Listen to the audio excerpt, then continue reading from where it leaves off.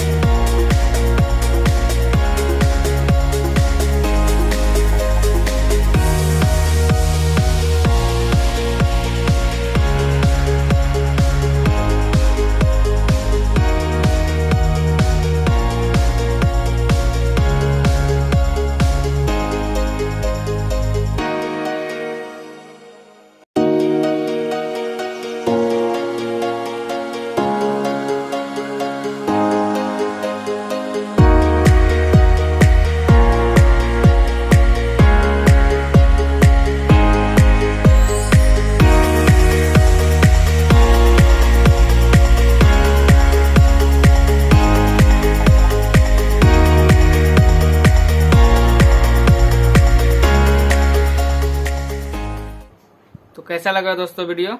आशा करता हूँ कि आपको ये वीडियो पसंद आया होगा और आपको इस वीडियो से बहुत कुछ सीखने को भी मिला होगा। अगर ऐसा ही वीडियो देखना चाहते हैं तो इस वीडियो को लाइक जरूर करें और सब्सक्राइब करके बेल आइकन जरूर दबा लें, ताकि ऐसे ही वीडियो की नोटिफिकेशन आप तक मिलती रहे।